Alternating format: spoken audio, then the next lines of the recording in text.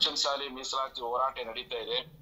ಈ ಸಮಾಜಕ್ಕೆ ನ್ಯಾಯವನ್ನು ಕೊಡ್ಲಿಕ್ಕೋಸ್ಕರವಾಗಿ ನಮ್ಮೆಲ್ಲರ ಮನವಿ ಮೇರೆಗೆ ನಾಳೆಯಿಂದ ಹೋರಾಟಕ್ಕೆ ಧುಮುಕಲಿದ್ದಾರೆ. ಹಾಗಾಗಿ ಕೂಡಿಸಿ ಯುದ್ಧ ಮಾಡಿದರು. ಇಷ್ಟೆಲ್ಲ ಯುದ್ಧ ಮಾಡಿದ ನಂತರವೂ ಸಹಿತ ರಾಜಕಾರಣದ ಜನರಿಗೆ ಈ ನಮ್ಮ ಯುದ್ಧದ ಅರಿವು ಆಗಲಿಲ್ಲ.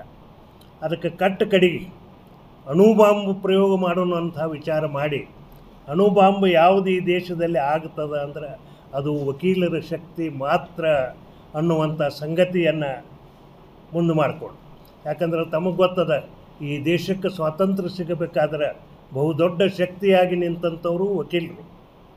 ಆ ಹೊತ್ತಿನಾಗ ಅತ್ಯಂತ ಪ್ರತಿಭಾನ್ವಿತ ವಕೀಲರಿದ್ರಂತ ಹೇಳಿ ದ ಎಂಟೈರ್ ಬ್ರಿಟಿಷ್ ಒಂದು ಎಂಪೈರವನ್ನೇ ಸೋಲಿಸುವಂಥ ಶಕ್ತಿ ಆ ವಕೀಲರಿಂದ 1947 ಸ್ವಾತಂತ್ರ್ಯ ಚಳವಳಿಗೆ ನಾವು ಗೆದ್ದಿದ್ದೆವು.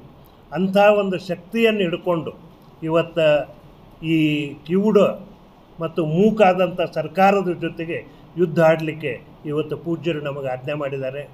ಆ ಹಿನ್ನೆಲೆಯೊಳಗೆ ನಾಳೆ ಬೆಳಗಾವಿಯೊಳಗೆ ಇಡೀ ಕರ್ನಾಟಕ ವ್ಯಾಪ್ತಿಯ ಪಂಚಮಸಾಲಿ ಸಮಾಜದ ಎಲ್ಲ ನ್ಯಾಯವಾದಿಗಳ ಒಂದು ಮೀಟಿಂಗ್ ಅಲ್ಲಿ ಆಗ್ತಾಯಿದೆ.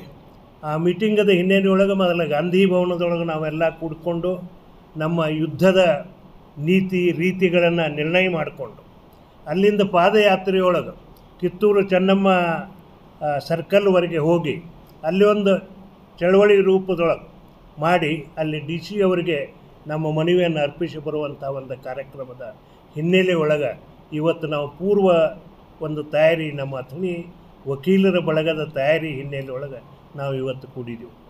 ಬಹುತೇಕ ಈ ರಾಜ್ಯದೊಳಗೆ ಅತಿ ಹೆಚ್ಚು ಸಂಖ್ಯೆಯಲ್ಲಿ ನಮ್ಮ ಪಂಚಮಸಾಲಿ ಸಮಾಜದ ವಕೀಲರು ಇವತ್ತು ಯಾರಾದರೂ ಬೆಳಗಾವಿಗೆ ಹೋಗ್ತಿದ್ರೆ ಅದು ಅಥಣಿಯಿಂದ ಅಂತ ಹೇಳೋದು ನನಗೆ ಅತ್ಯಂತ ಅಭಿಮಾನ ಅನ್ನಿಸ್ತದೆ. ಇವತ್ತು ನಮ್ಮ ಸಮೂಹ ಮಾಧ್ಯಮದ ಮಿತ್ರರು ನಿನ್ನೆ ದಿವಸ ಸುಮಾರು 100-110 ಜನರಿಗೆ ನಮ್ಮ ವಕೀಲರು ಕೊಟ್ಟಂಥ ಇದು ಲಿಸ್ಟ್ ಹಿಡ್ಕೊಂಡು ಫೋನ್ ಮಾಡಿದರೆ ಒಬ್ಬರು ಸಹಿತ ಏನೂ ಕೇಳಲಿಲ್ಲ. ಅವರು ಇಮಿಡಿಯೇಟ್ಲಿ ನನಗೆ ಹೇಳ್ತಿದ್ರು, ಸರ್ ನಾವು ಈಗಾಗಲೇ ನಾವು 8-10 ಮಂದಿಗೆ ಹೇಳಿದ್ದೀವಿ ರೀ, ನಾವು 20 ಮಂದಿಗೆ ಹೇಳಿದೆವು, ನಾವು ಗಾಡಿ ತಯಾರು ಮಾಡಿದೆವು.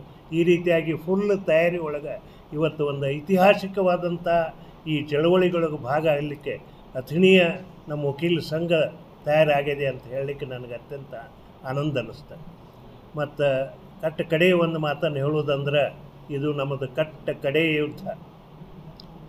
ಈ ಯುದ್ಧ ವಕೀಲರು ಮತ್ತು ಸರ್ಕಾರದ ನಡುವೆ ಅನ್ನೋದಕ್ಕಿಂತ ಈ ಪಂಚಮಸಾಲಿ ಸಮುದಾಯದ ಆಶೋತ್ತರಗಳನ್ನು ನಾವು ರಾಜಕೀಯ ರಿಸರ್ವೇಷನ್ ಕೇಳ್ತಾ ಇಲ್ಲ.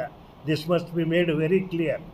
ನಮ್ಮ ಮಕ್ಕಳಿಗೆ ಶಾಲೆ ಒಳಗೆ ಅಡ್ಮಿಷನ್, ನಮ್ಮ ಮಕ್ಕಳಿಗೆ ನೌಕರಿ ಒಳಗೆ ರಿಸರ್ವೇಷನ್, ಈ ದೃಷ್ಟಿಯಿಂದ ಈ ಹೋರಾಟದ ಹೊರತಾಗಿ ಯಾವುದೇ ಪೊಲಿಟಿಕಲ್ ವಿಷಯ ವಗೇರೆ ಇದರೊಳಗಿಲ್ಲ.